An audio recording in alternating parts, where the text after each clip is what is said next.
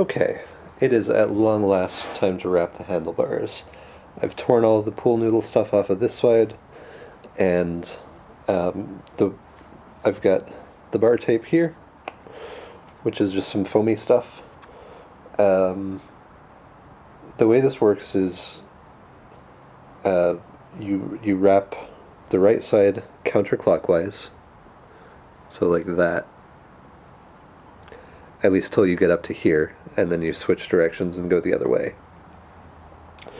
And the left side is going to be clockwise. And the idea is, because you're naturally going to be doing this as you ride, you're pulling the bar tape tighter as you ride. I've pulled off that chrome end cap, and you just start a little ways off, like that, and we're just going to go around and kind of pull it snug as we go. And this is my first time with this brand of tape, as opposed to just using the classic Schwinn stuff, so this will be a learning experience for both of us. Also, because of this like cheater bar thing, it's going to be a little bit of a pain, but we'll just deal with it. You should have scissors and some electrical tape to hand so that you can finish off the bar when you get to the end here.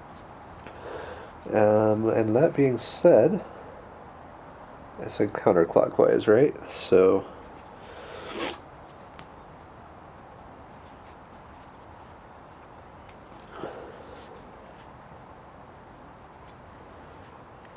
that. Just let this hang a little bit.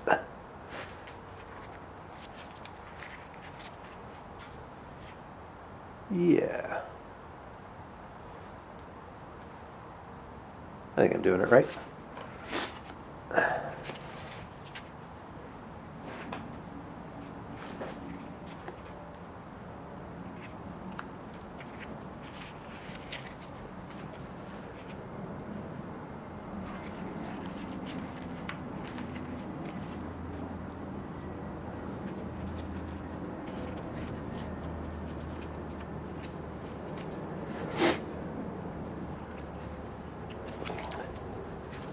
I'm hanging on to the reel here because I don't really want it to hit my dirty ass garage floor.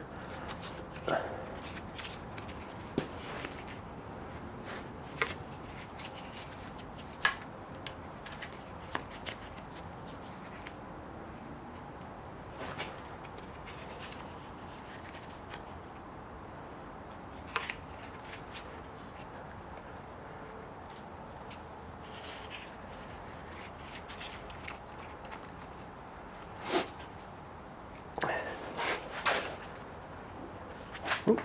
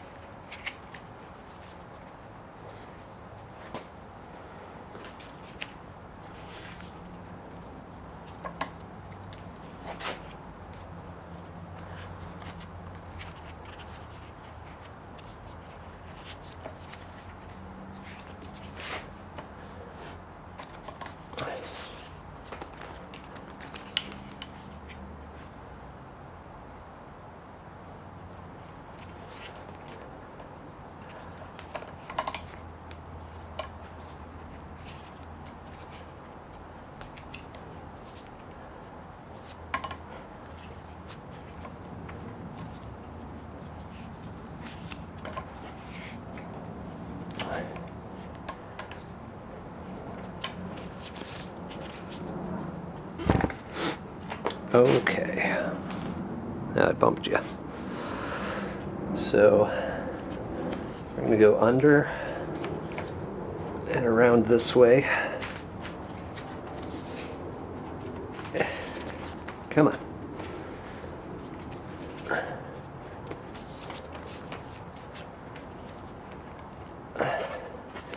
And over and around this way. Okay. I'll just keep bumping the camera.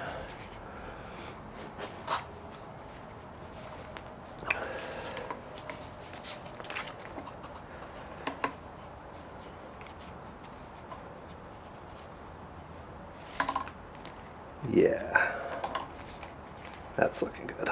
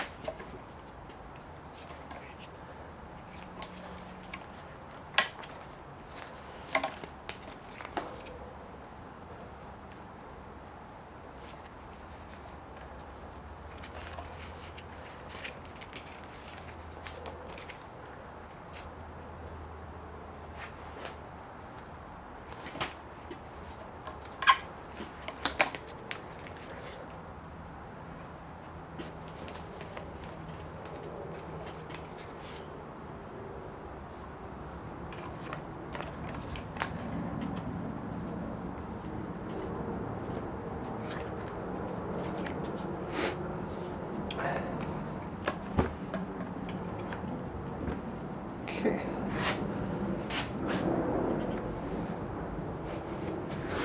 Then you're supposed to cut a nice little angle at the end here so that it lines up nice under the tape. Do I care about that? I guess I sort of care about that. I'm going to cut it right here.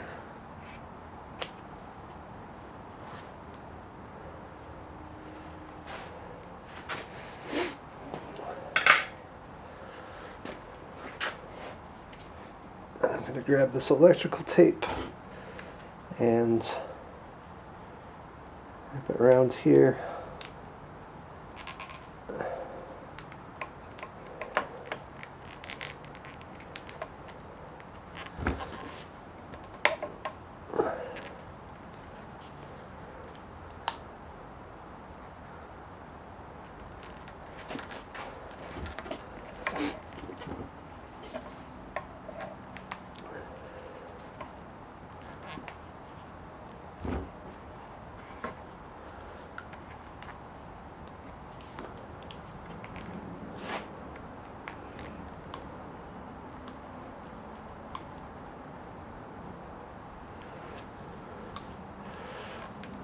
Just trying to do a half-ass decent job of not making it look like ass.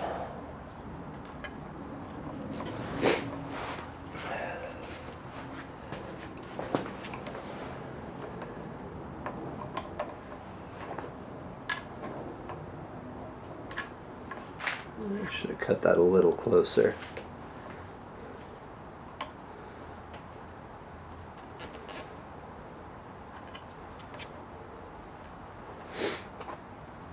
But hey, it's not a beauty pageant. And then at the end here, we got this cap, and I'll just stuff that in after I tuck this stuff in. I may have to trim it back a little more just because this cap is sort of not the, this is the original cap, which was meant for thinner bar tape. But perhaps we'll get lucky.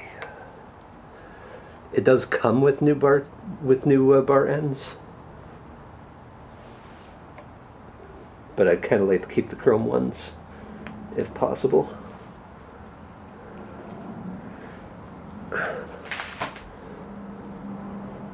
May not be possible.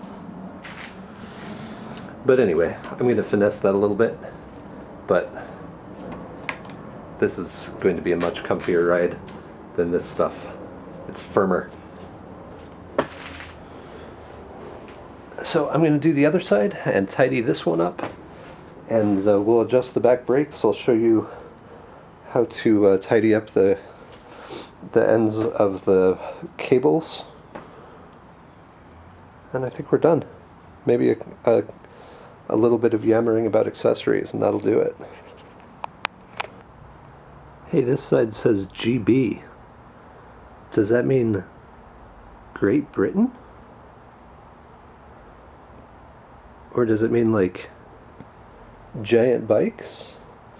Or does it mean like nothing?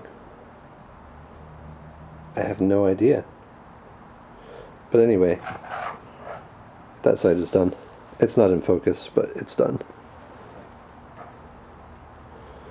I just had a little oopsie at the end that I had to fix up. Okay, I've done the initial setup on the brake. I didn't show you because you've already seen it. But now we're going to do just a little bit of touch-up here. So I want to trim this brake cable off, maybe to here or so, just so I can tuck it off to the side and not have like miles. So I'm going to trim it back, and then I've got this heat shrink tubing, which is just black plastic shrinky dink stuff, and I'm going to cut a little bit of that off and slip it over the end and heat shrink it so that the cable doesn't fray. So first thing I'm going to do is trim it.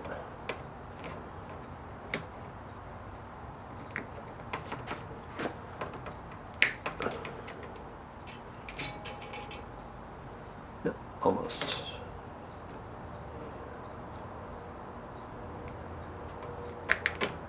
There we go.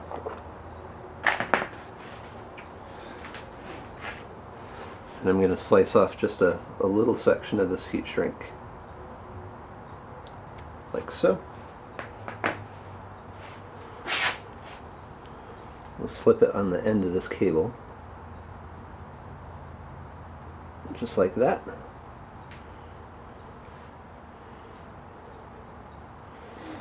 And then I'm going to hold it with my pliers because metal is conductive for heat, so I don't really want to burn myself. Just like that. And any old lighter will do.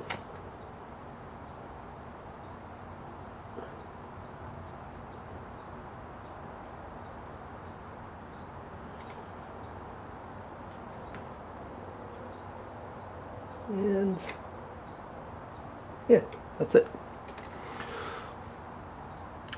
So now I can tuck this off to the side. Oh, that's still hot. I'll tuck that off to the side, and then I'm going to do the same with all of the various cables. You can see how little I use. You can do the whole bike with one little section of that stuff. So I'm going to do the front brake like that, and I'm going to do the shift cables, which we didn't touch, but they're frayed and also too long for my taste. So I'm going to take care of that. Also,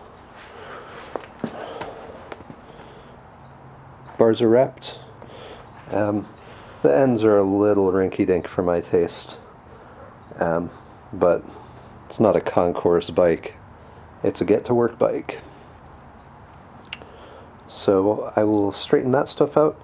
I didn't tighten the back brake all the way just because I'm going to ride it around a little bit and let this new wheel bed in, and then tweak the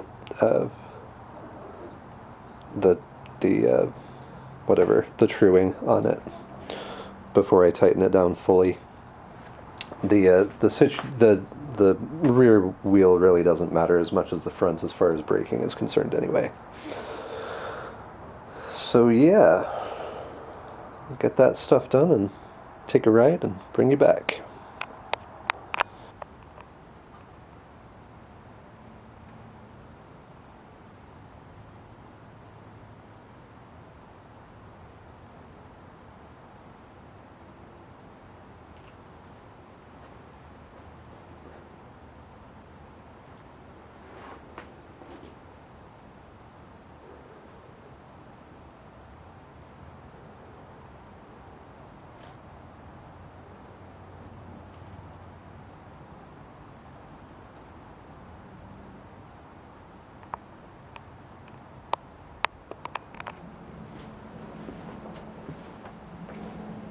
So, this is the end. This bike is done. It's rideable. It's ready to go.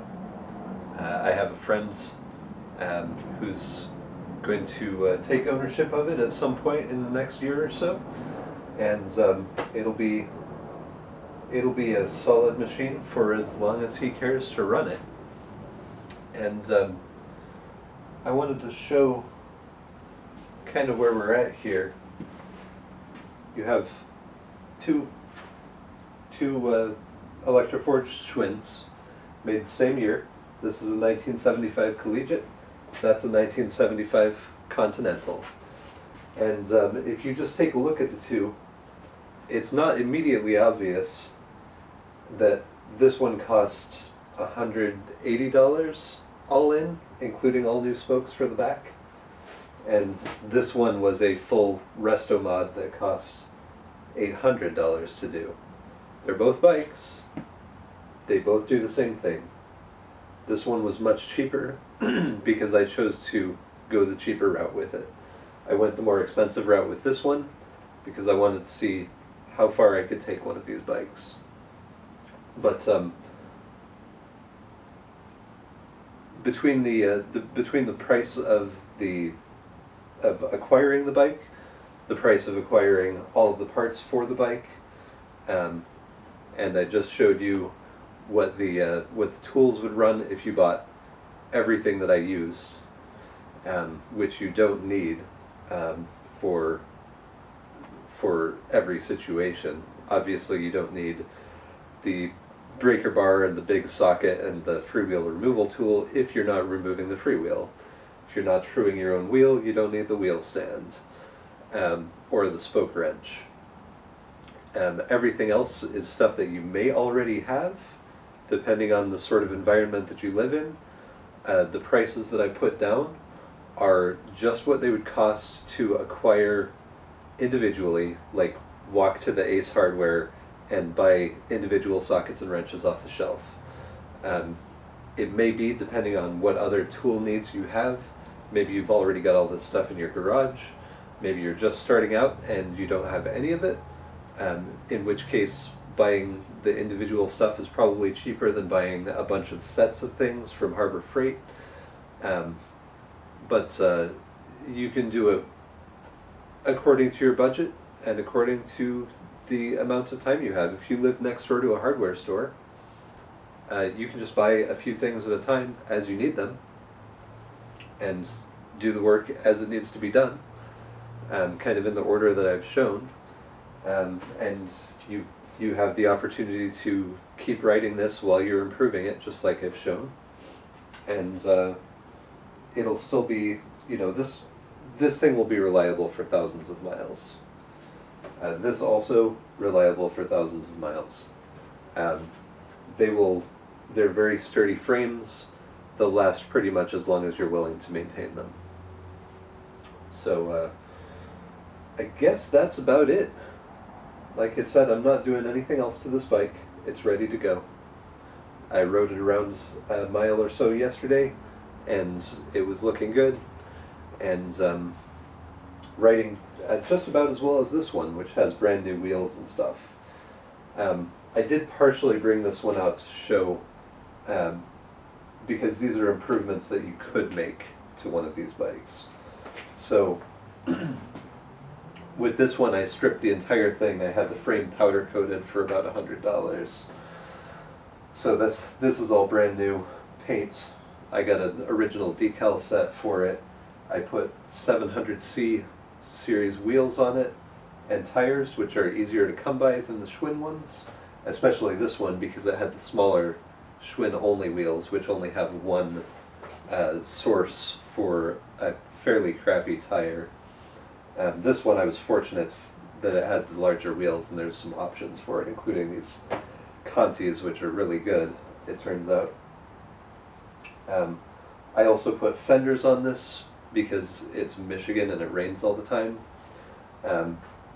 This will probably not be spending any more of its life in Michigan. It'll probably be in Nebraska, where it rains less, so the lack of fenders is not going to really matter.